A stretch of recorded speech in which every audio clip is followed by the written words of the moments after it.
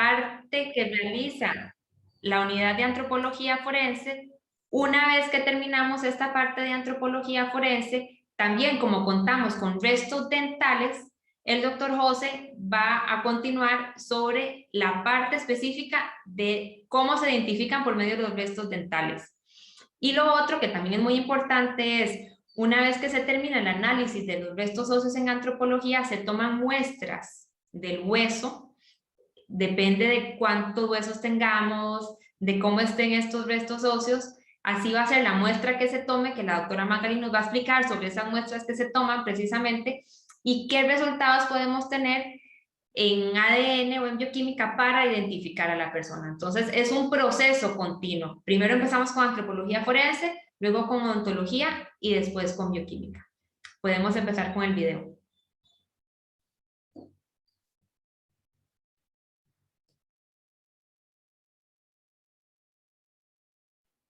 ¿Lo están viendo, sí? Todavía no se ve nada.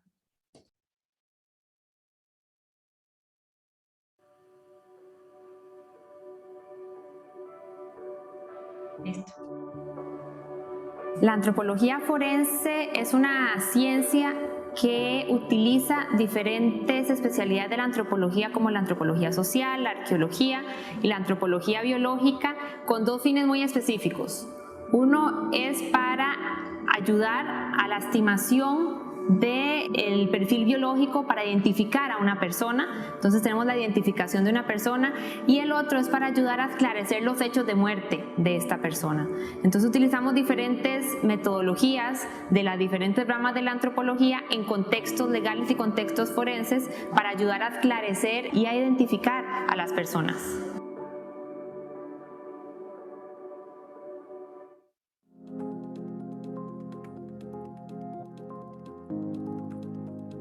Dentro del OIJ, la unidad de antropología forense tiene diversos papeles. Uno está el papel de la arqueología forense específicamente, que ese es en el campo a la hora de hacer exhumaciones. Entonces, cuando se encuentran cuerpos que están semienterrados o que están enterrados, la arqueología forense lo que permite es hacer todo el proceso de excavación y de exhumación utilizando las técnicas de la arqueología, solo que en un contexto forense, por supuesto. Y ello ayuda a obtener la mayor cantidad de información posible a la hora de hacer este procedimiento. Bueno, primero realizar una cuadrícula.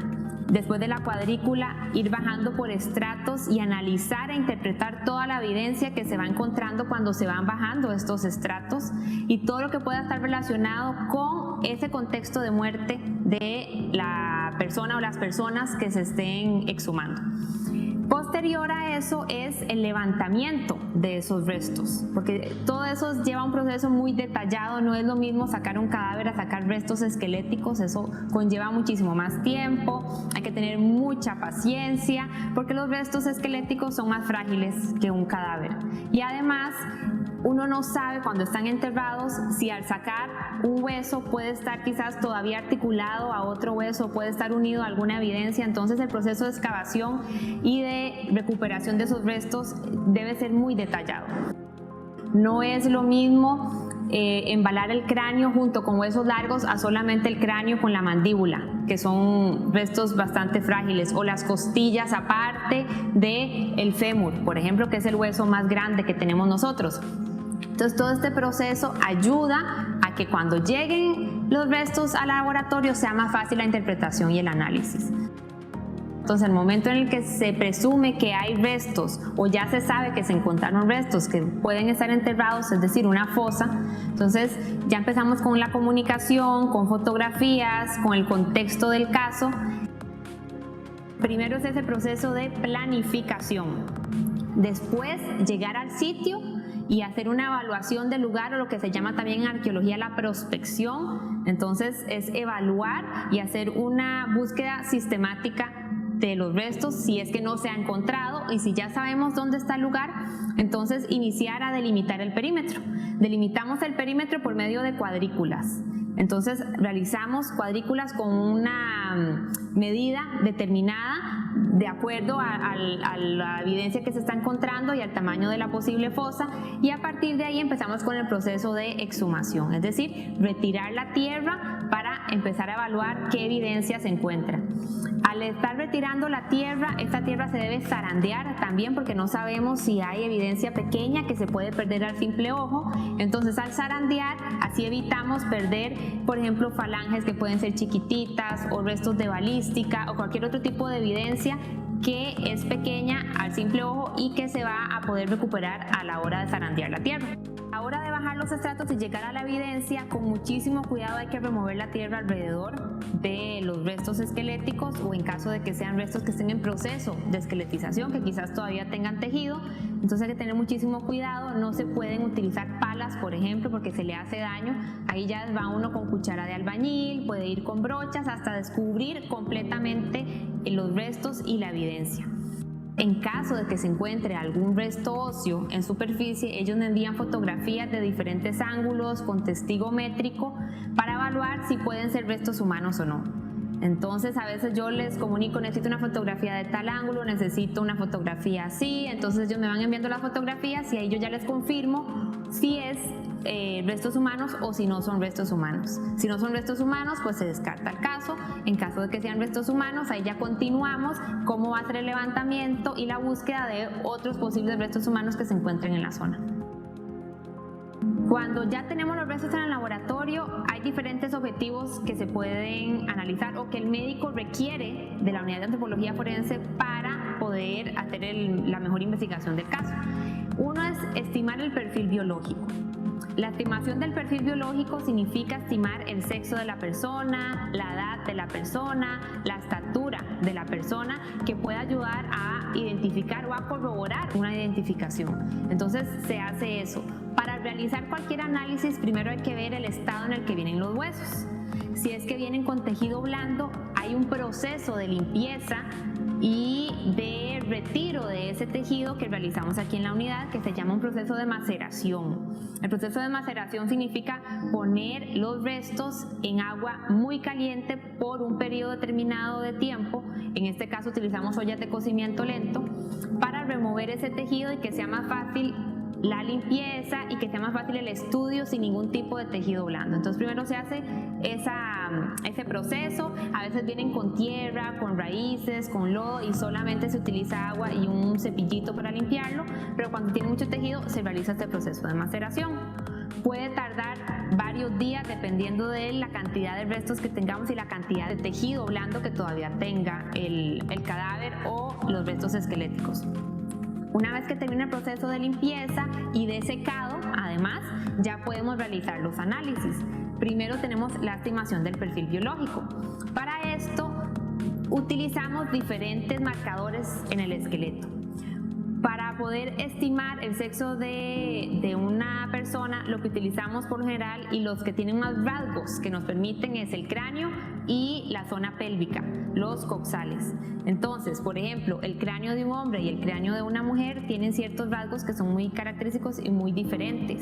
Lo que es la parte de la glabela en el hombre y del arco supraorbitario es más prominente, entonces en el cráneo se observa esa prominencia. Tenemos unos huesitos atrás que se llaman la apófisis mastoidea, que son más pronunciados en hombres que en mujeres.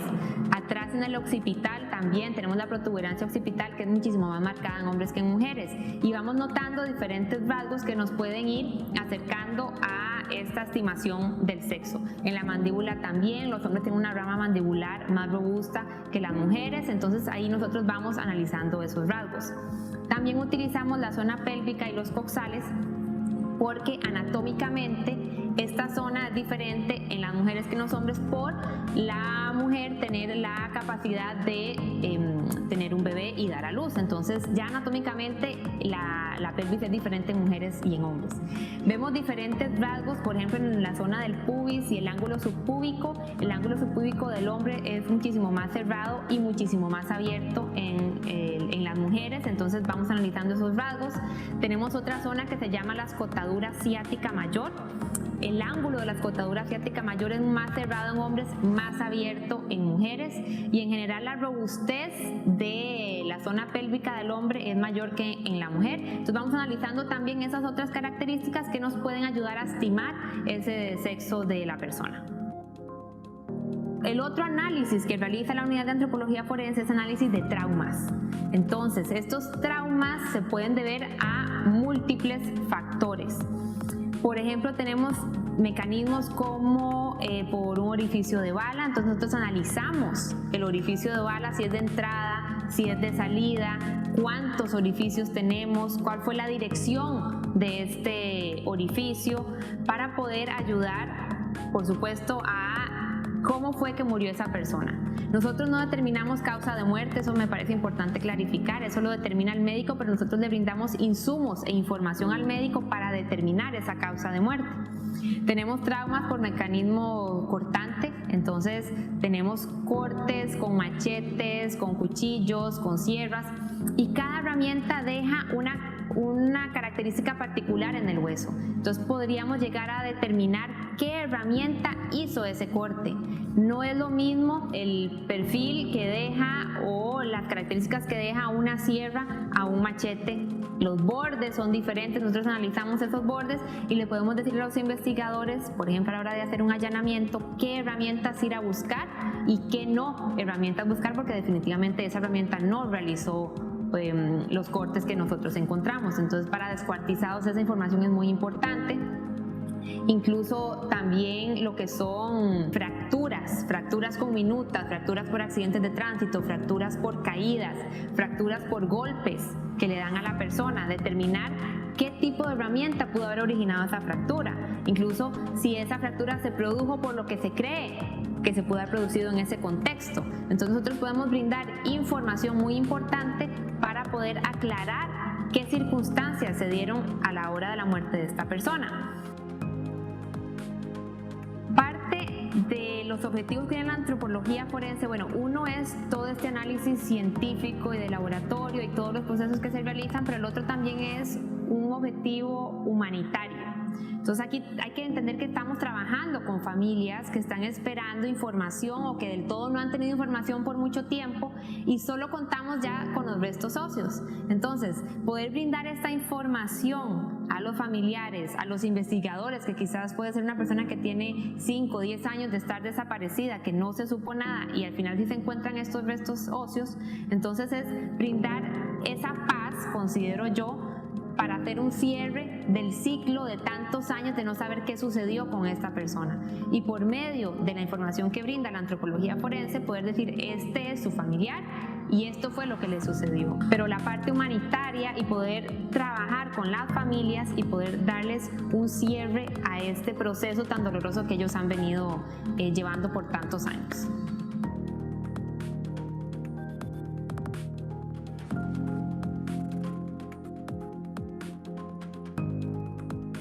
OIJ, investigación y ciencia a su servicio.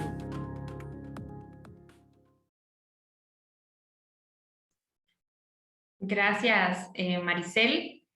Como vieron, ese es el proceso que se realiza en antropología forense, información que podemos nosotros obtener por medio de los restos óseos para ayudar a esa identificación, cuando del todo no sabemos nada sobre esa persona. Ahora vamos a escuchar al doctor José Fernández, el odontólogo forense, que nos va a comentar cuando existen restos dentales, cómo se analizan y qué información se obtienen de los restos dentales. Hola, buenas tardes. ¿Me escuchan bien, sí? Sí, señor. Ok. Bueno, un placer estar acá con todos y todas las que estén conectados con nosotros. Bueno, como decía Georgina, los huesos hablan, los dientes también hablan, y nuestro trabajo es darle voz a los que ya no pueden hablar. Básicamente eso es lo que nosotros hacemos. Nosotros le damos voz a los que ya no pueden decir qué les pasó, dónde están, ni qué fue lo que les hicieron. Entonces, nuestro trabajo es minucioso, tiene que ser minucioso, porque la evidencia disponible muchas veces es muy limitada.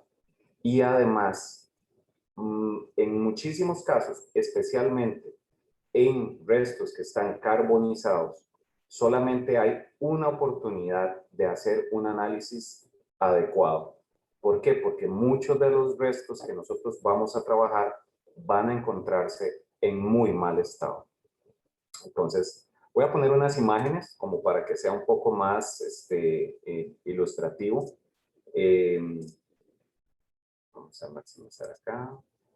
Ok. ¿Se ve bien la foto? ¿Sí? Sí, señor. Sí. Ok. Entonces, bueno, primero que nada, la parte de antropología y odontología son complementarias. Son áreas que son muy útiles para determinación de cuarteta básica y también son muy útiles incluso para saber hasta la profesión de alguna persona. Hay cosas que son características, por ejemplo, nada más como para que se hagan algo a una idea. La gente que trabaja en electricidad, que continuamente está sosteniendo cables, pegando cables, la gente, los zapateros incluso pueden llegar a tener desgastes a nivel dental que son característicos. Y uno dice, ¿qué es este desgaste? Bueno, hay cosas, cada vez que usted sostiene un clavo en medio de sus dientes, durante 20, 30 años empieza a producir un desgaste y es lo que nosotros conocemos como lesiones, patrón. Entonces, esas cosas, esas pequeñas cosas son las que hacen los detalles para poder llegar a ponerle nombre y apellido de una persona. La lateralidad, no es lo mismo ser diestro que ser siniestro, el desarrollo óseo, el desarrollo muscular, etcétera, etcétera. Entonces, es parte de lo que hacemos. Cuando nosotros tenemos restos esqueletizados, puede ser que los tengamos como este que se observa en la fotografía, que se encuentran, digámoslo así, en buen estado. Dígase en buen estado que se pueden manipular, que se pueden limpiar, que se pueden manipular sin riesgo de que perdamos la evidencia como tal. ¿Qué nos puede aportar un cráneo, un diente? Muchísimas cosas, no solamente la parte de sexo, estatura, afinidad biológica, nos puede decir si las lesiones fueron antes de morir, si fueron dientes que se perdieron hace años, si son tratamientos que tenían hace años, o si son lesiones que estuvieron relacionadas con el momento de la muerte, o si son dientes que se perdieron después de morir, o sea, ya post-mortem. Los diferentes hallazgos que nosotros podemos encontrar nos pueden decir incluso si una persona tenía buena higiene o no, si asistía a tratamientos, si en algún momento tuvo buena salud bucodental y posteriormente, por decirlo así, se descuidó, si consumía algún tipo de droga característica que produjera desgastes, si era, por ejemplo, una persona bulímica, también nos lo pueden decir los dientes por el desgaste que van a producir a nivel químico los jugos gástricos. Todas esas cosas son útiles y nos lo pueden decir los dientes. Cuando tenemos, vean la diferencia, por ejemplo, acá en esta foto, si tenemos ausencias, aquí donde yo estoy señalando con la flechita en el lado izquierdo de su pantalla, aquí se perdieron estos dientes, pero vean que está completamente cerrado el hueso, por decirlo de alguna forma. Es un hueso que está cicatrizado, estos son ausencias antiguas. De este otro lado, en el lado izquierdo de la maxila, que es el derecho de su pantalla, se perdió una muelita y esto fue antes de morir, pero ya se encontraba en un proceso de cicatrización. Es diferente de cuando observamos pérdidas como estas que están acá a nivel de los incisivos, que son pérdidas que son post-mortem. O sea, los dientes se salieron de sus alvéolos, entonces es súper importante el trabajo también de antropología cuando se extraen los restos de una fosa donde hay alguien que está enterrado, que no se queden dientes perdidos. Ahí ya hace la importancia de lo que decía la máster Pacheco, que es que hay que zarandear o cernir bien toda la tierra para que no se nos pierdan ni huesos pequeños ni dientes. Es muy diferente cuando tenemos restos como los que están observando en la pantalla. Cuando tenemos restos que están carbonizados, es lo que yo les digo que no hay segundas oportunidades. Si ustedes observan este diente que está acá, vean las microfracturas que hay. Es un diente que apenas yo lo manipule, muy probablemente se va a desmoronar, se me va a hacer añicos. Entonces no voy a tener cómo realmente documentarlo. Existen fases en las que uno tiene que primero documentar antes de poder manipular. Entonces, lo primero que hago, fotografías, radiografías, y ya después de haber hecho todo esto, ya documenté un poco qué es lo que tengo en ese momento. Si ya yo empiezo a manipular la evidencia y se desmorona, pues en ese momento yo ya al menos tengo las fotografías y tengo las radiografías. ¿Qué nos podría aportar un maxilar como este que está acá? Es el maxilar, vamos a hablar de maxila para la parte superior y mandíbula para la parte inferior, ¿ok? Entonces, un maxilar, si hay restauración, nos va a aportar un montón de información, e incluso aquí en esta zona de atrás, esto es lo que conocemos popularmente como cordales, muelas del juicio, pero que las llamamos en odontología terceras molares, y está aquí medio erupcionada, está ahí apenas una parte visible. Bueno, si tuviéramos radiografías de esta persona, podríamos ya tener un indicio de quién es esa persona. ¿Qué nos hace el fuego? El fuego destruye muchas veces total o parcialmente los huesos y hasta los dientes. Eso depende de la temperatura y del tiempo de exposición. No es lo mismo un cuerpo que sea quemado dentro de la cajuela o el baúl de un vehículo a una persona que se carboniza en un incendio, en un cuarto, en una casa, o un accidente aéreo. Eso depende del tipo de reactivos que están generando el fuego y cuánto tiempo están expuestos. Entonces, aquí, ¿qué es lo que les mencionaba? Es súper importante poder documentar antes de empezar a trabajar. Ahora, las restauraciones nos van a permitir a nosotros identificar a la gente con mucha mayor facilidad. No todo es ADN. ¿Por qué? Porque el ADN además lleva mucho tiempo para poder, en algunos casos, llegar a una identificación. Y además es caro. Cada vez que se hace una identificación por ADN, los reactivos, estamos hablando que son miles de dólares por cada caso. Entonces, la identificación por odontología es fehaciente. ¿Qué quiere decir fehaciente? Que es certera. Yo puedo decir fehacientemente que este es José Manuel Fernández. ¿Qué quiere decir eso? Que sin duda alguna yo lo puedo afirmar. Si se quieran hacer estudios de ADN para confirmarlo y demás, se pueden hacer. Pero si yo tengo cómo demostrar esto, más adelante tengo una fotografía para que la vean, con eso ustedes van a saber que realmente es como una huella dactilar.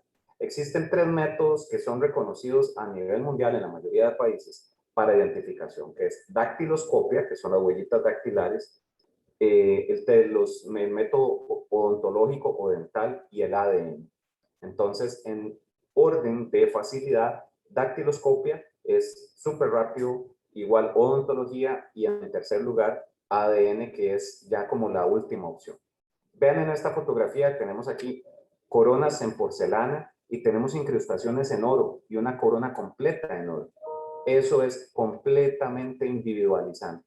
Y existen diferencias entre individualizar e identificar.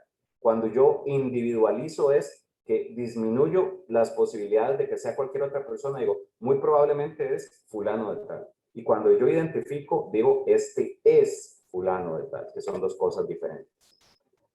El fuego, los restos óseos, la reducción, dependiendo de la cantidad de fuego a la que ha estado expuesto unos restos, pueden reducir un cadáver de una persona de 1,80 m a algo que cabe en una bolsa plástica pequeña, en una bolsa de basura pequeña. Hay una reducción que va a ser súper fuerte. Y hay cosas que nos van a ayudar a identificar a esas personas. Si ustedes ven esta fotografía, vean que esto es una columna vertebral. Esto es una columna vertebral. La foto, para que lo comprendan, está al revés. Esta es la parte que iría hacia los pies y aquí está la zona que iría hacia la cabeza, hacia el cráneo. Y esto que están aquí, que están viendo acá, esto es una muela, es una molar. En la siguiente foto se puede observar que en la parte posterior de esa columna vertebral, aquí hay unos dispositivos, aditamentos o que son de fijación quirúrgica, es decir, esta persona tuvo una cirugía en su columna vertebral. Eso también nos va a ayudar a identificarlo.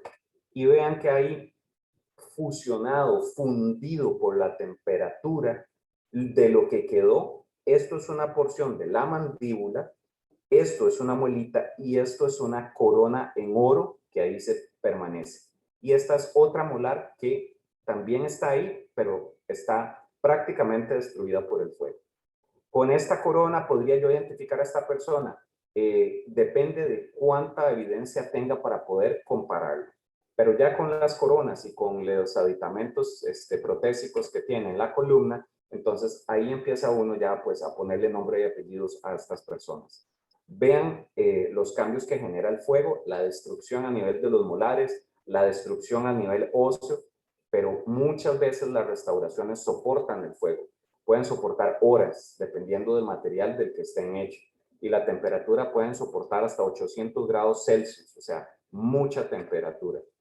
¿Qué hacemos en morgue? Pues en la unidad de odontología se hace todo lo que es observación macro, pero también las radiografías son importantísimas. Muchas veces con un solo diente se puede identificar a una persona.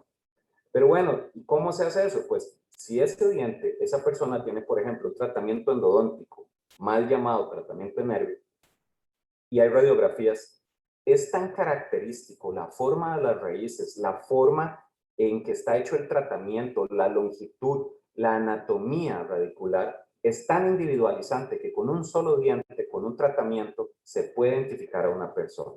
Entonces se toman radiografías, vean que, como les decía, el fuego, las amalgamas, incluso esta de acá es una resina, que son las famosas calzas blancas, aguantan temperatura y con esto empezamos a hacer comparaciones. Observen acá, vean que esto es como una huella dactilar. Estas que están de la mitad de la pantalla hacia arriba son antemortem, dígase, se las tomaron en una clínica dental cuando la persona estaba viva. Y las que están de la mitad hacia abajo, esas las tomé en la morgue, ya cuando la persona, pues lo que aparece son sus restos. Y vean cómo son zonas características que se observan en todas las placas, la forma de las amalgamas, etcétera, etcétera, hasta la anatomía del hueso, y todo es importante para poder identificar a una persona. También con un diente podemos calcular la edad de alguien. Entonces, tomamos un diente, hacemos un método para verlo a través con luz y translucir la raíz, tomamos mediciones y esa es la forma en la que también nosotros podemos identificar o decir una edad aproximada de una persona con base en los métodos dentales. Esa es una parte de lo que tenía para mostrarles y ahora pues continuamos con lo que es ADN. Muchas gracias, doctor José Manuel Fernández. No tuve chance de presentarlo, pero bueno, para quienes se están incorporando, el doctor José Manuel Fernández es odontólogo forense de nuestro Departamento de Medicina Legal, graduado de la Universidad de Costa Rica y especialista en odontología legal. Es consultor especialista de nuestro organismo de investigación judicial o fue consultor del 2008 al 2015 y actualmente es odontólogo forense, como les decía, en nuestro organismo. Y ahora, como decía el doctor, seguimos con la doctora Magali Segura Castillo. Ella es perito de la sección de bioquímica. Es microbióloga y química clínica, graduada en la Universidad de Costa Rica. Tiene 13 años de experiencia trabajando como perito en la sección de bioquímica del Departamento de Ciencias Forenses y se desempeña como experta forense en el área de análisis de ADN, en casos de análisis de ADN traza, identificación de restos óseos, casos de sangre, entre otros casos. Así es que, doctora, adelante. Hola, buenas tardes a todos y todas. Voy a, Maricel, tal vez si me cede para poder compartir acá. Ok, gracias.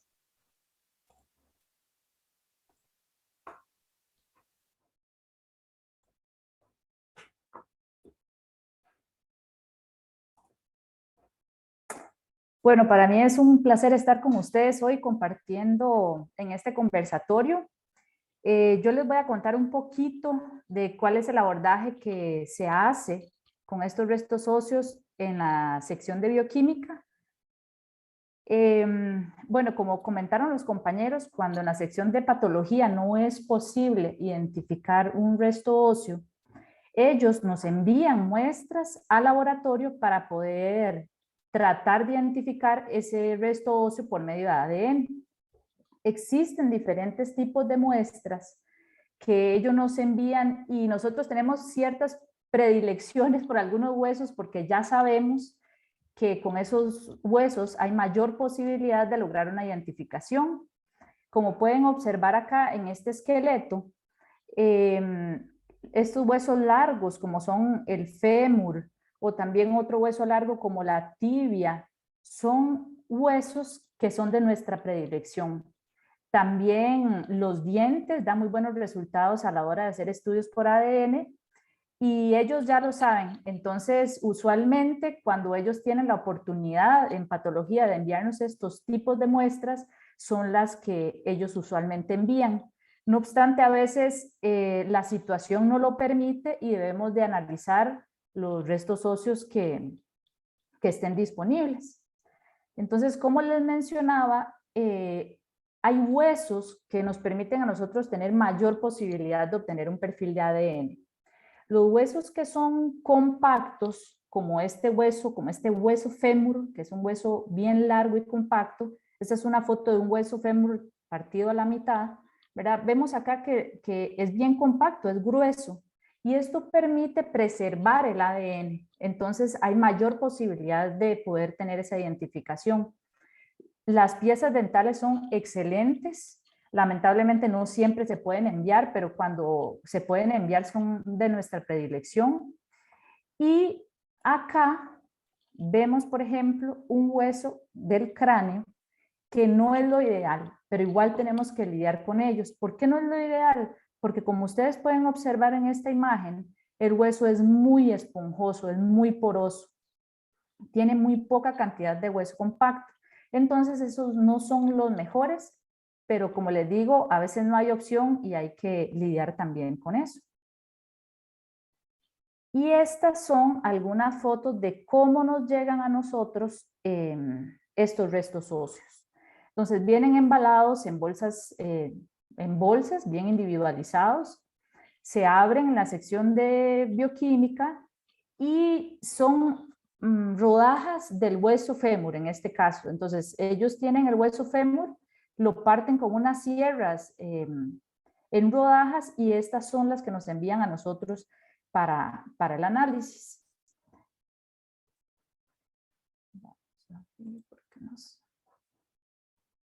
Ok. Acá también podemos ver algunas piezas dentales que nos ingresan. Como todo, ¿verdad? Hay piezas dentales que vienen, lo que uno dice, muy bonitas, ¿verdad? Que se ven muy bien preservadas, que uno cuando se las encuentra dice, uy, qué dicha, esto probablemente no sea complicado de resolver. Pero existen también otras piezas que llegan en este estado. Son estados bastante deteriorados, sucios, y todas estas piezas requieren de una limpieza profunda para el análisis. Aquí también podemos observar otras piezas de restos óseos. Cuando uno ve esto, uno dice, uy, se puede complicar, porque como ustedes ven, es un hueso que ya está muy dañado, muy poroso, no está bien compacto como por ejemplo este, ¿verdad? Que está en la otra figura. Todas estas piezas, ya sea dentales o de restos óseos, tienen que ser bien limpias antes de empezar a hacer todo lo que se requiere para la extracción del ADN. Algunas piezas, como pueden observar acá, vienen todavía con tejido adherido. Esto debe ser removido, tanto la médula como el tejido, bien removido. Aquí hay un ejemplo, por ejemplo, de piezas dentales que ya vienen hasta como material verdoso, como tipo musgo ahí, ¿verdad? Que pucha, le dan a uno una indicación de que este hueso, quién sabe hace cuánto está expuesto, ¿verdad? Y no sabemos cuál va a ser el estado del ADN en esas piezas. Independientemente de lo que nos ingresen, esas piezas tienen que ser bien limpias. Entonces, lo hacemos con ayuda, digamos, de este aparato que es como un lijador, ¿verdad? Y se le quita toda la parte externa y toda la parte de la médula. Se lija bastante para que quede bien limpia hasta que queda como lo que ustedes observan a la derecha. Eso luego tiene que ser cortado en fragmentos bien pequeñitos para transformarlos luego en polvo y poder empezar a hacer los extractos de ADN. Como les digo, nos enfrentamos a todo, ¿verdad? Como ustedes pueden ver en la figura de la izquierda, hay incluso fragmentos que son como láminas de hueso, ¿verdad? Que tienen una coloración incluso que le sugieren a uno que la cosa puede que no vaya muy bien, que va a ser muy retadora. Y luego todos esos fragmentos, ya sea de resto óseo o de diente, se tienen que fraccionar en partes más pequeñas para ingresarlos en estos viales, ¿verdad? Que después se van a tapar con estas tapitas acá. Y esta barra metálica que va en el interior junto con el hueso, van a ingresar este aparato. Este aparato se llena con nitrógeno líquido que baja la temperatura hasta menos 80 grados. Lo que queremos es enfriar lo suficiente el hueso para que cuando este aparato empiece a hacer movimientos, la barra metálica impacte o golpee el hueso y lo transforme en estos polvos que vemos acá. Luego de ahí vienen otro montón de diferentes etapas en el laboratorio, ¿verdad? Lastimosamente el laboratorio es de un acceso muy restringido, entonces las personas no pueden ingresar ahí para observar qué es lo que sucede o qué es lo que se utiliza. Sin embargo, los compañeros de prensa y comunicación realizaron un video muy bonito y muy ilustrativo para que todos ustedes puedan observar qué es lo que pasa en las diferentes etapas para lograr obtener un perfil genético. Entonces le agradecería a Maricel si por favor nos pone el video. Ya lo voy a compartir, doctora, un segundo. Gracias.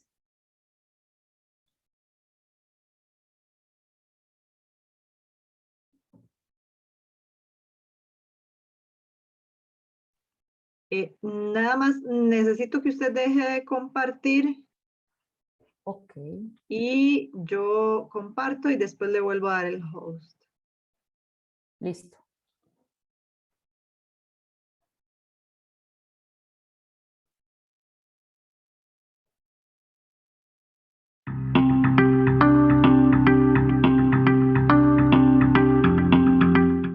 Cuando se da el hallazgo de restos óseos, los agentes del OIJ se presentan al sitio del suceso a realizar el levantamiento.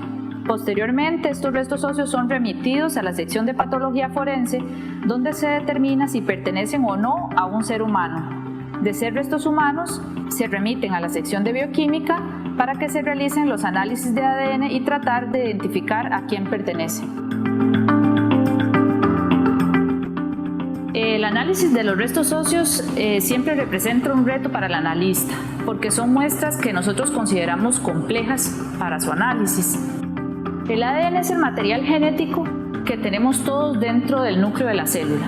O sea, tenemos una célula, dentro de esa célula hay un núcleo y dentro de ese núcleo está la información genética que nosotros tenemos, que es el ADN. Esa es la molécula con la que nosotros trabajamos. Entonces, el ser humano tiene 46 cromosomas.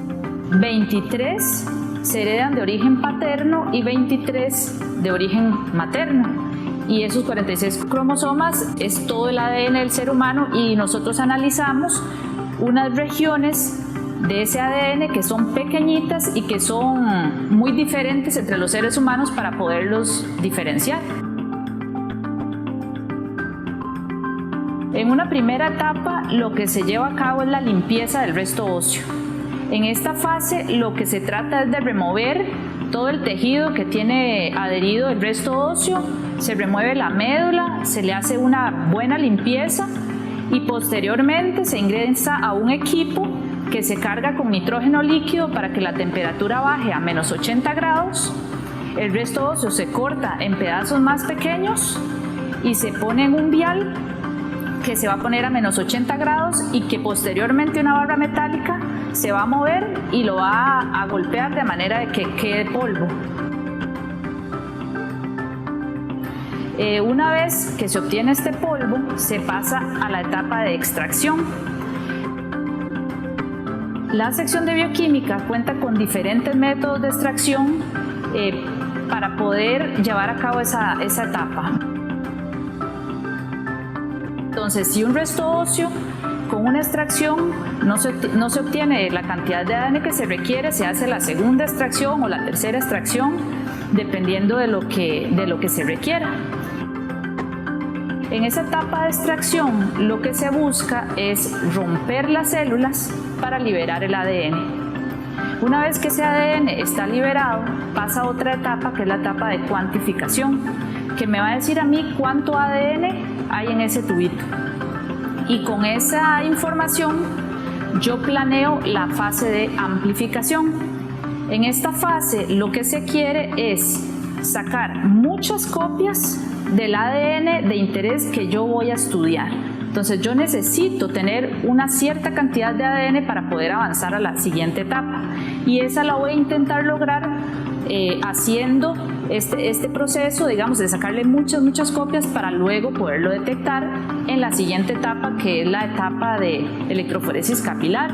Esa es la técnica que utilizan los secuenciadores automatizados para poder separar esos fragmentos de ADN que yo amplifiqué y poderlos detectar. Una vez que el equipo hace este proceso de electroforesis capilar, eso va a ser traducido en un código numérico que se llama perfil genético. Ese perfil genético es algo similar como la huella digital, solo que a nivel molecular, y permite individualizar a una persona de otra.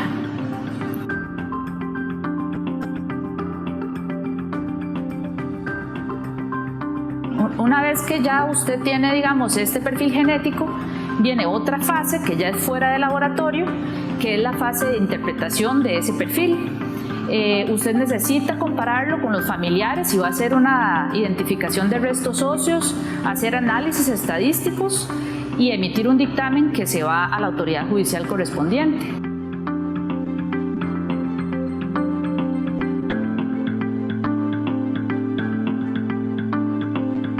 OIJ, investigación y ciencia a su servicio.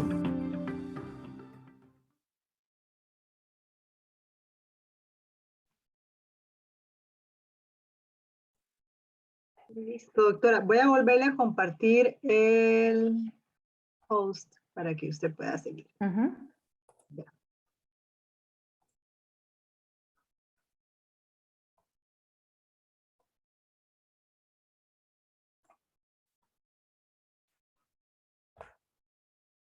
Bueno, y como ustedes observaron en el video, después de llevar a cabo todas esas etapas en el laboratorio, uno lo que busca es obtener al final este perfil genético. Pero el perfil genético viene a ser como la huella dactilar, pero a nivel genético, ¿verdad? Entonces, esta combinación de números nos permite a nosotros individualizar a una persona, y cuando ya lo tenemos, entonces requerimos de familiares para poder extraerles el perfil genético y hacer la comparación y poder decir si son o no familia. Entonces, acá tenemos este cuadrito donde podemos observar qué es lo que nosotros le solicitamos a las autoridades judiciales cuando necesitamos hacer esas comparaciones. En primera instancia, lo que preferimos es contar con la sangre de los padres biológicos o de alguno de ellos, aunque sea una mamá o el papá. Si no se puede con los padres, entonces en segunda instancia sería como tener la sangre de un hijo biológico y, de ser posible, de la madre. En tercer lugar, sería obtener muestra de ambos abuelos, pero de la misma línea, ¿verdad? O los abuelos paternos o los abuelos maternos. Cuando no se cuenta con ninguna de estos tres, entonces podemos también optar por buscar un objeto que estamos seguros que es de esa persona, que se le conoce como muestra atribuida, para poder compararlo. O si no, cuando ya estas opciones no son posibles, entonces puede ser sangre de 2 o más hermanos biológicos, que sean hermanos de padre y madre, o 2 medios hermanos, pero con sus respectivas madres. Y en última instancia sería con 2 tíos, ¿verdad? Muchas veces cuando trabajamos con hermanos o con tíos, no podemos tener una robustez estadística que nos diga a nosotros claramente si son o no familiares, y necesitamos en esos casos mandar a pedir más familiares. Entonces, rápidamente les voy a contar como en la parte, digamos, más sencilla, que es cuando tenemos un padre y una madre para identificar un desaparecido, cómo es un poquito en qué consiste un poquito este análisis. Entonces, una vez que yo tengo el perfil genético de las partes, del supuesto padre, la madre y el desaparecido, yo empiezo a hacer un análisis de este tipo.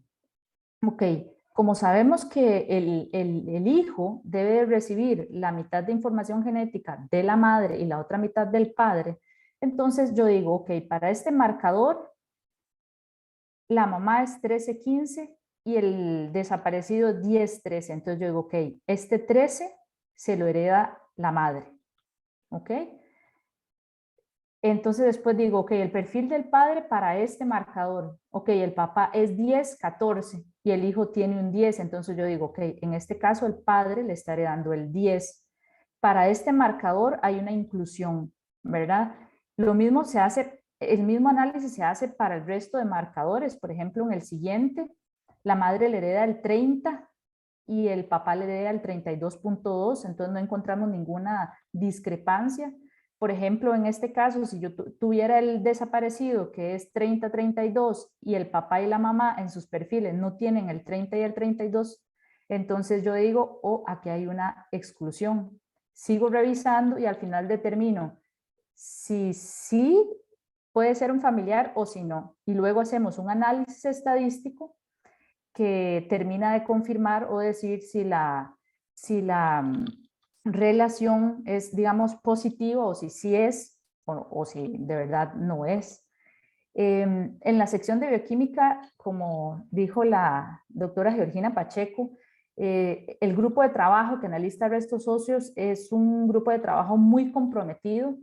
Realmente los casos de restos óseos se trabajan todos prácticamente como si fueran urgentes, porque entendemos la importancia de este análisis, ¿verdad? Sabemos que detrás de estas personas hay familias que esperan un resultado.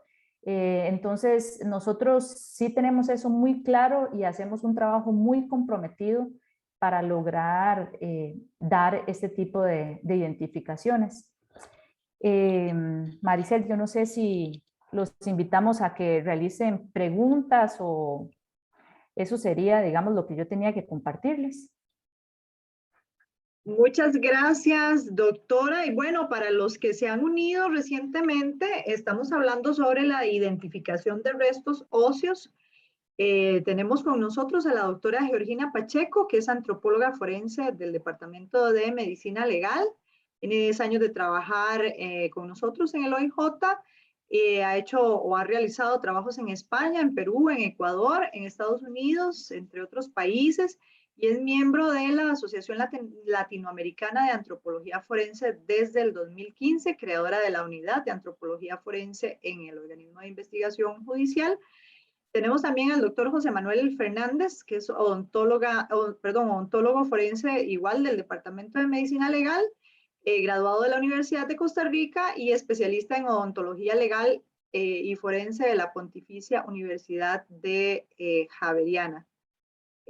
Consultor especialista para el organismo en años anteriores y actualmente, como les decía, odontólogo forense. Y por último tenemos a la doctora Magali Segura Castillo, perito de la sección de bioquímica, es microbióloga y química clínica, graduada de la Universidad de Costa Rica y cuenta con 13 años de experiencia trabajando como perito en la sección de bioquímica del Departamento de Ciencias Forenses.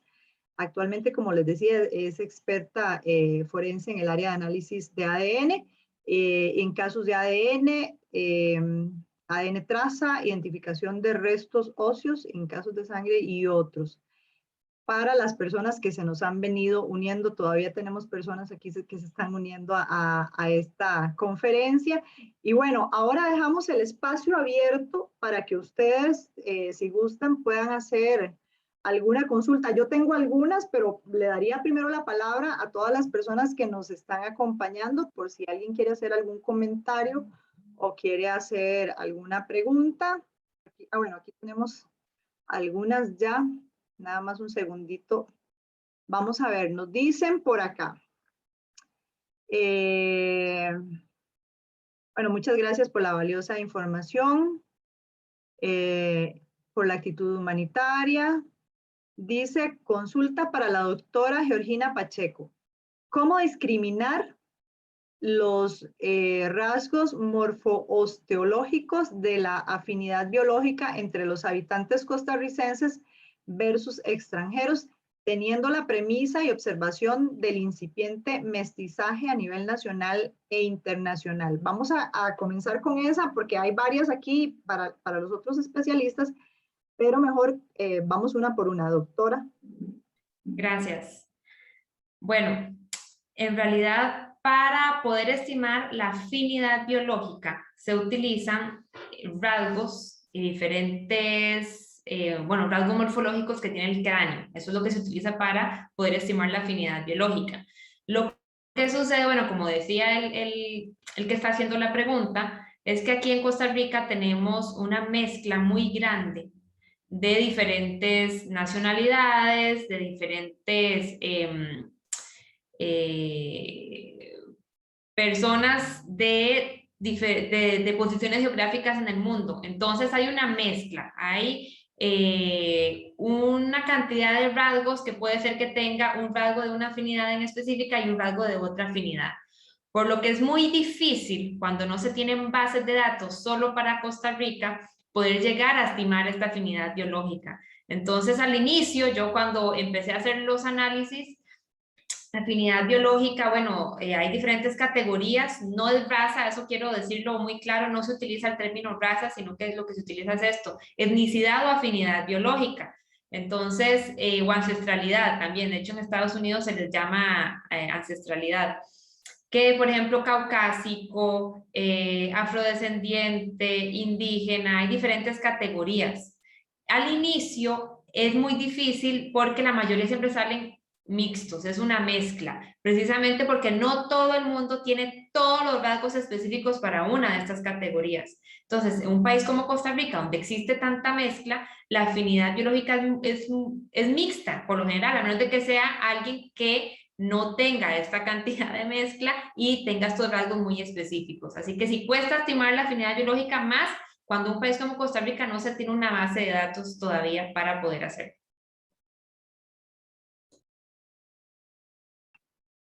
Muchas gracias, doctora. Y ahora para el doctor José Manuel Fernández, dice, ¿a qué factores deviene el hallazgo del conocido pink teeth, que es en inglés, o diente rosa en español, en cadáveres? ¿Podría explicarnos qué mecanismos o aspectos generan esta posible lesión o características en dientes? Bueno, el pink teeth o el fenómeno de diente rosado en realidad es algo que durante mucho tiempo se creyó que estaba relacionado específicamente con muertes por sumersión, dígase por ahogamiento. Pero conforme la evidencia empezó a demostrar que en realidad no. ¿Qué quiere decir eso? Que una persona puede morir ahogada y tener fenómenos de dientes rosados, o una persona puede morir en cualquier otra situación y también tener dientes rosados. Porque en realidad esa pigmentación que va a tener no tiene nada que ver con la manera de muerte. Esa pigmentación es producida por la degradación de la hemoglobina, que viene a formar un pigmento rosado. Entonces, no tiene nada que ver con que sea un ahogamiento. Cualquier persona, cualquier cadáver puede presentarlo, pero sí, antes se creía, veían dientes rosados y decían, esta persona murió ahogada, pero no. Simplemente es por descomposición de la hemoglobina que está dentro de lo que es la cámara pulpar, y esa descomposición produce un pigmento. El pigmento se moviliza a través de los canalículos dentinales y le da esa coloración al diente. Muchas gracias, doctor. Y ahora tenemos una para la doctora Magali Segura. Dice, la sección de bioquímica cuenta con banco genético o registro de ADN para casos de personas migrantes que posiblemente estén aún sin identificar, incluso para nacionales. Desde su experiencia dentro del OIJ, en Costa Rica, ¿ha podido trabajar desde el tópico de la palinología forense para la trazabilidad de posibles?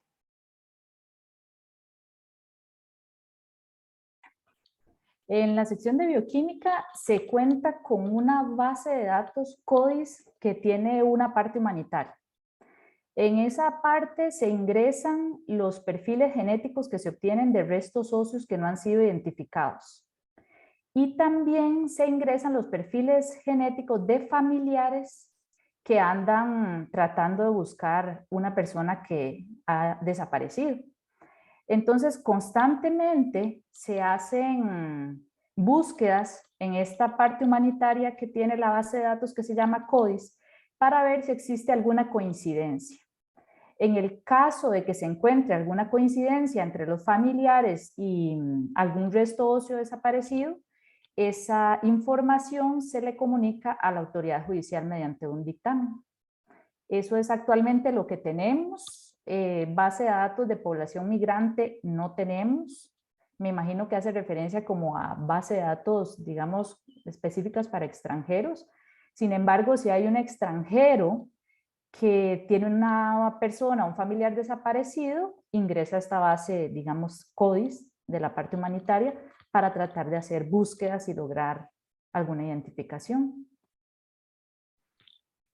Muchas gracias, doctora. Y tenemos otra acá. Esta es para la doctora Georgina. Dice, en la parte antropológica, ¿qué factores o rasgos pueden influir para que cuando se encuentre un resto óseo, la edad que se pueda calcular sea exacta y por qué se da un margen de error? Por ejemplo, que inicialmente se indique que corresponde a un adulto, pero que como resultado final sea un adolescente, por ejemplo. Bueno, es importante comentar que los restos óseos, bueno, el ser humano tiene una edad biológica y una edad anatómica, por ponerlo de una manera. Así como cuando uno ve a una persona y quizás la persona tiene 50 años, pero parece de 60, 70, o tiene 50 años y más bien parece de 40, muchísimo menor. Hay una gran variabilidad en ese desgaste físico que tiene una persona, que no es lo mismo que esa edad biológica que uno sabe que nació en tal año y tiene tal edad específica. Eso sucede con los restos óseos. Hay una edad anatómica o fisiológica que tienen los restos óseos que tiene un rango precisamente porque los desgastes se dan diferentes en todas las personas. Entonces, una vez que la persona es adulta, esos desgastes pueden ir variando. Puede ser que sea una persona sedentaria a diferencia de una persona activa. Puede ser, como lo comentó el doctor Fernández, que tiene una actividad repetitiva durante su vida, entonces tiene un desgaste muy específico en esa zona del esqueleto y no necesariamente es porque es una persona mayor, sino que realizó una actividad. Entonces siempre se utilizan rangos de edades. En restos óseos nunca se puede llegar a especificar que una persona tiene 35 años, 6 meses y 5 días. Eso es imposible. Por eso se dan rangos de edades. Y no es lo mismo contar con un esqueleto completo donde uno tiene diferentes restos óseos que le estiman a uno la edad, a tener, por ejemplo, un solo hueso, que quizás lo único que podamos llegar a definir es si es adulto o si es subadulto. Hay una gran diferencia. Con respecto a los subadultos, sí es un poco más fácil llegar a establecer edades, no son completamente exactas, pero quizás rangos más cortos, porque en los infantes, en los adolescentes, los huesos se van fusionando a edades muy específicas, entonces uno puede analizar esa fusión de los restos óseos. Y también tenemos los restos dentales, que van saliendo y van teniendo características muy específicas en edades muy específicas, entonces sí es más fácil. Cuando son adultos es más complicado y siempre se dan esos rangos de edad, porque no puede uno darse el lujo de decir tal edad específica y en realidad tenemos que tomar en cuenta todos los factores que conllevan a un desgaste en un hueso. Gracias, doctora. Hay una pregunta aquí y esto lo hablamos hoy, hicimos una transmisión de algunas piezas del Museo de Medicina Legal y estuvimos hablando de esto. Preguntan, ¿qué huesos podrían indicar que una persona murió por ahorcamiento? He visto que se mencionan que algunos huesos del cuello se ven afectados cuando una persona muere de esa manera y siempre me he preguntado qué tan cierto es ese dato. Hay un huesito que tenemos nosotros que se llama el hueso hioides, que tenemos acá. Es un hueso pequeño y bastante frágil. Cuando hay estrangulamiento, el hueso es casi seguro que se va a fracturar por la anatomía que tiene y por la posición en la que está. Entonces, usualmente cuando el mecanismo es por estrangulamiento, vamos a observar fracturas en este hueso. Ahora hay que tener un cuidado porque el hueso tiene una forma como de U y tiene un cuerpo central y como dos cuernitos que se salen del cuerpo. Cuando una persona es joven, esos cuernos no están osificados, pero no se puede confundir con que están fracturados. Entonces uno lo que analiza son esos bordes en el cuerpo, en los cuernos, para ver si es que no se han osificado o si es fractura. En los adultos, lo por lo general es que ya se van fusionando los cuernos, entonces ahí es más fácil poder determinar si es fractura o si es que no estaban osificados. Pero es ese, es un huesito hioides que tenemos acá, que cuando hay estrangulamiento se llega a fracturar. Le recomiendo a Natalia, que es la que hace esta pregunta, que busque en el Facebook la transmisión que hicimos en esta mañana, justamente lo que está diciendo la doctora Pacheco. Mostraba un hueso hioides, es como se llama, con una fractura. Y la doctora nos explicaba justamente eso, no necesariamente, digamos, fue por ahorcamiento, pero sí, digamos, a ver, no fue porque alguien lo estranguló o porque la persona se suicidó, pudo haber sido un accidente, pudo haber sido cualquier cosa, pero ciertamente se ve el hueso y se ve cómo se fracturó. Entonces, le recomiendo que busque la transmisión que hicimos esta mañana para que pueda ver el hueso y pueda ver la fractura que había en el hueso, según nos explicaba la doctora que nos atendió esta mañana. Tenemos otra pregunta por aquí, dice, puede sonar absurdo, pero deseo saber si hay características a la vista que distinga un hueso de humanos y de animal. Esto por cuanto hay personas que en un sitio han dicho a priori que son restos no humanos y sin saber y sin haber hecho el análisis, ¿es posible? Yo creo que esa es una pregunta que casi todos nos hacemos. Claro, sí hay diferencia entre restos óseos humanos y restos óseos de animal. Anatómicamente hay algunos que se parecen, hay de algunos animales y algunos huesos que sí son muy parecidos, pero uno obviamente con el ojo experto y el ver todos los días restos óseos humanos, sí encuentra uno esa diferencia o esa variabilidad que nos caracteriza a nosotros como humanos y a los demás como animales. Es más fácil cuando el hueso está completo. Cuando son fragmentos de hueso, quizás sea un poco más difícil, pero uno analiza toda la morfología del hueso y hay características muy específicas de los restos óseos humanos. Entonces, hay que ser expertos, sí, en la materia para poder decir si son humanos o no, pero a veces sucede que con solo ver un hueso, uno que sabe, pues con solo ver un hueso en un bosque, por ejemplo, como ponen ahí el ejemplo en la pregunta, o en el campo, uno ya puede decir de animal o de humano, ya es inmediato. Sí se puede cuando uno tiene el conocimiento. Gracias, doctora. Y dice una pregunta para la doctora Magali, ¿cuánto se tarda el proceso de extracción de ADN de los huesos hasta obtener el resultado? ¿Qué porcentaje de compatibilidad es necesario para que se considere una identificación positiva? Muchas gracias por esa pregunta. Para que ustedes tengan una idea a nivel internacional, los análisis de ADN pueden tardar entre 3 y 4 meses. Sin embargo, el laboratorio de la sección de bioquímica ha hecho grandes esfuerzos por avanzar en la reducción de estos tiempos y obtener metodologías que nos permitan a nosotros en un menor tiempo obtener ese resultado. La sección de bioquímica cuenta con un tiempo de respuesta para análisis de restos óseos que va como entre 1 mes y 2 meses. Y eso va a depender de la complejidad de la muestra con la que yo me enfrente, ¿verdad? Entonces, hay huesos que yo lo analizo, le hago un primer extracto y obtengo una cantidad de ADN suficiente para obtener ese perfil genético. Entonces, lo llevo hasta el final y ese hueso no se complicó y listo, ¿verdad? Sale mucho más rápido.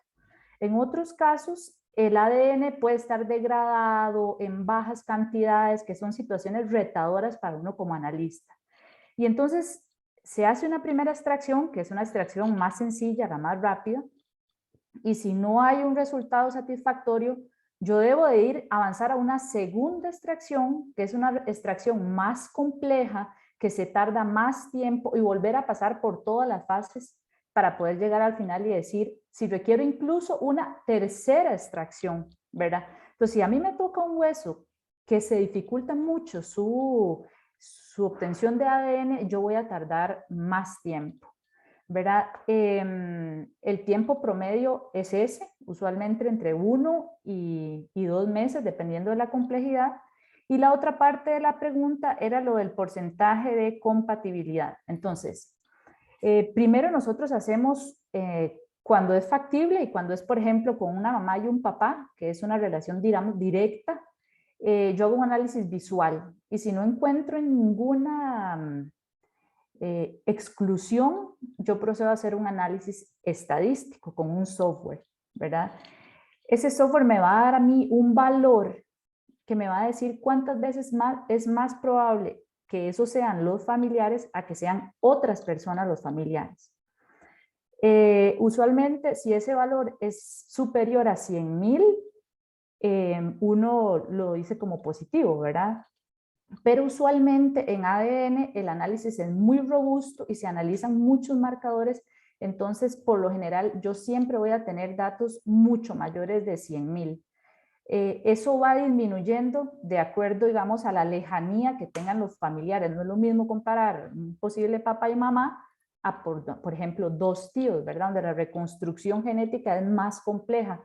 Entonces, si es superior a 100,000, se considera como positivo.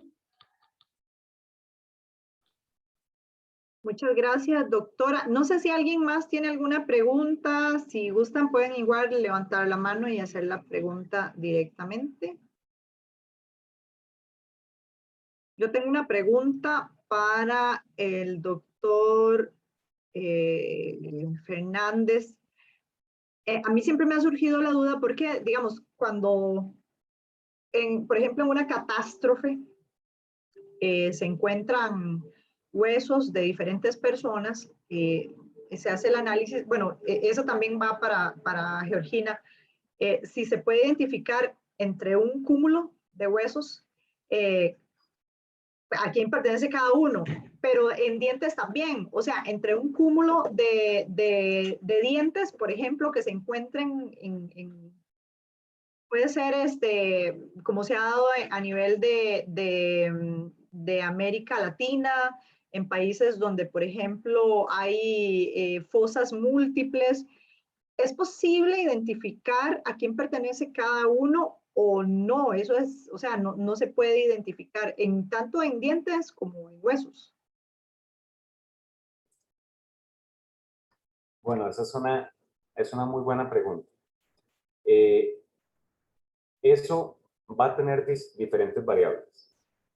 Por ejemplo, no es lo mismo tener una fosa con 6 cuerpos que, por ejemplo, tener una fosa con 300 cuerpos. Cambia completamente. Porque en términos de análisis, el grado de dificultad es súper diferente. Ahora, si yo tengo 6 cráneos, ¿ok? En buen estado, los cráneos están en buen estado, y por algún motivo todos los dientes se salieron, pero se recuperan, ¿puedo ubicar esos dientes en los cráneos respectivos? La respuesta es que probablemente la mayoría sí, ¿ok? Porque hay algo que es súper importante. Los dientes, el hueso, tiene la forma, el hueso alveolar de cada raíz. Entonces, lo que yo haría para clasificar eso es Primero dividirlos en incisivos centrales, laterales, caninos, premolares, molares. La anatomía de cada diente me permite saber cuáles son izquierdos, cuáles son derechos, cuáles son superiores y cuáles son inferiores. Entonces ya ahí voy clasificando. Pero eso es con un universo reducido. Estamos hablando 6 personas. Si tenemos un panorama, por ejemplo, una fosa común, como Bosnia, cientos de personas, donde además reubican cuerpos con palas mecánicas, lo que llamamos aquí bajó, ¿ok? Entonces imagínense una fosa donde tiraron 300 cuerpos y alguien los denunció y como van a ir a revisar, los cambian de lugar, entonces los agarraron con palas mecánicas, desmembraron todos los cuerpos y ahora sí, arme usted 300 cuerpos. El grado de dificultad es exponencial. Entonces ya decir, ahí básicamente se iría por ADN, si se tuviera que hacer esa, digamos, esa clasificación. Entonces, bueno, Geo también, ahorita que me diga ella, porque reubicar 300, o sea, 300 personas es muy diferente de hacerlo con 6 personas. Muchas veces hay características que van a permitir, digámoslo, armar las cosas, pero eso también depende de la escena. Por ejemplo, en un accidente aéreo se maneja, tiene que ver con el levantamiento, o sea, hacer cuadrículas, hacer, por ejemplo, nombrar, ok, zonas 1A, 1B, 1C, 2A, etcétera, dónde se encontraron, la lista de pasajeros, en qué asiento venían, dónde estaba. Entonces, son todos retos diferentes. Pero dependiendo de los grados de dificultad, muchas veces va a terminar en estudios de ADN. Esa es la realidad, dependiendo de la situación. Meto aquí yo la cuchara también. Como dice José, tiene mucho que ver qué es lo que se está encontrando uno. No es lo mismo este universo cerrado de, por ejemplo, un accidente aéreo, donde incluso se tiene la lista de pasajeros y hacer y cotejar con una lista de pasajeros a un mall, por ejemplo, que quizás terrorismo, una bomba en un mall, o como hicieron con las Torres Gemelas, donde realmente no se sabe quién estaba ahí en ese momento. Entonces, en antropología, en realidad es una pregunta muy buena porque aquí está odontología, está ADN y está antropología. Aquí trabajamos todos en conjunto, que si no trabajamos en grupo no logramos nada. Entonces, el trabajo siempre es interdisciplinario. En antropología, cuando lo que tenemos son restos óseos, lo que se hace, no importa el número, ya cuando es más de una persona, se hace un análisis para determinar lo que nosotros llamamos el número mínimo de individuos.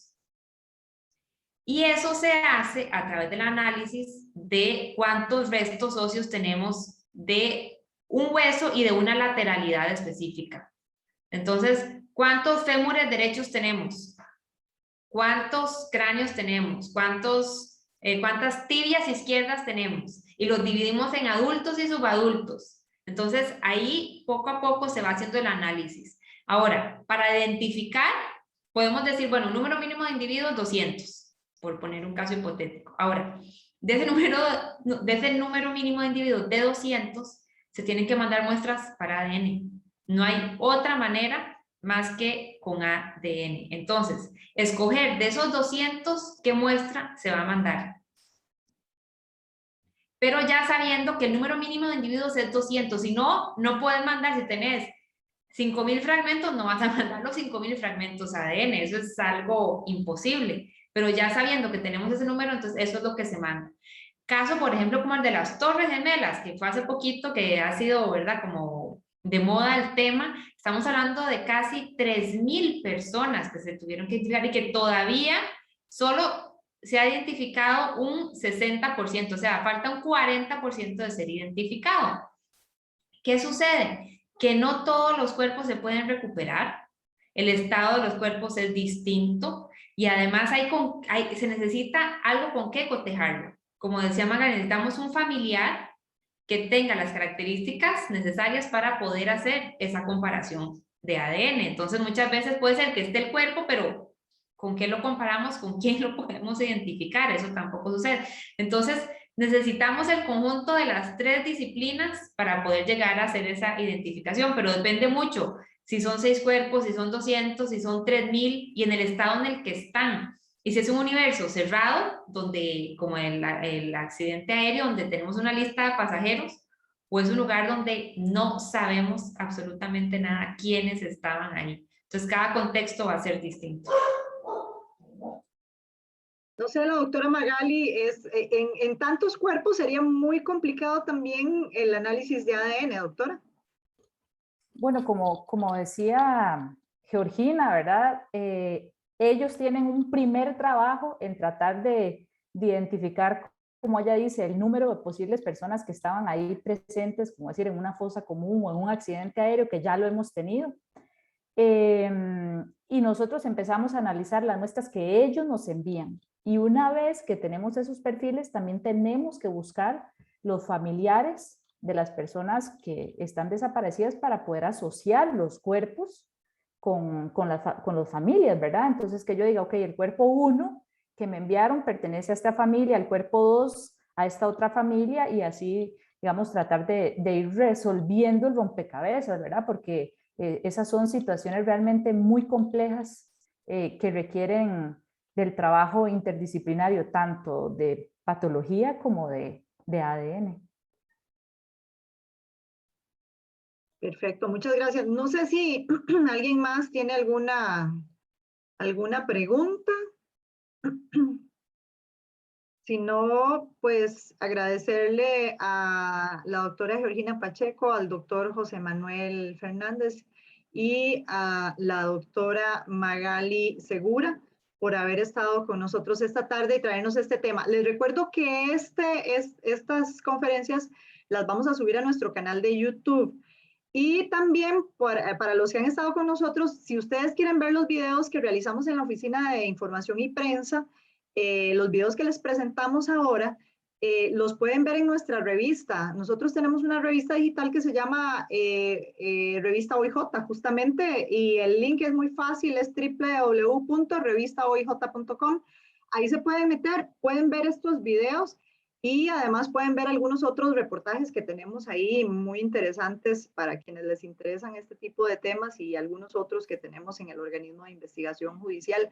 Agradecerles a los 3 doctores. Bueno, y recordarles, muy importante, recordarles que mañana seguimos, es el último día ya. Mañana tenemos el taller para mujeres de defensa personal. No se lo pueden perder, eso lo vamos a tener en el Facebook Live a las 9 de la mañana. Después la sección de inspecciones oculares nos va a ofrecer otra ponencia, otra explicación de algunas de las cosas que ellos hacen. Y por la tarde vamos a tener el tema de privados de libertad y sobre todo la atención tomando en cuenta los derechos humanos de las personas privadas de libertad y las atenciones que se le dan, las pericias que se hacen también en el Departamento de Medicina Legal con estas personas y cómo es que se piden o cómo es que se tramitan este tipo de pericias. Así es que muchas gracias, doctora Georgina, doctor José Manuel, doctora Magali, por haber estado con nosotros esta tarde. Muchas gracias por la invitación. Con muchísimo gusto, gracias a ustedes por invitarnos.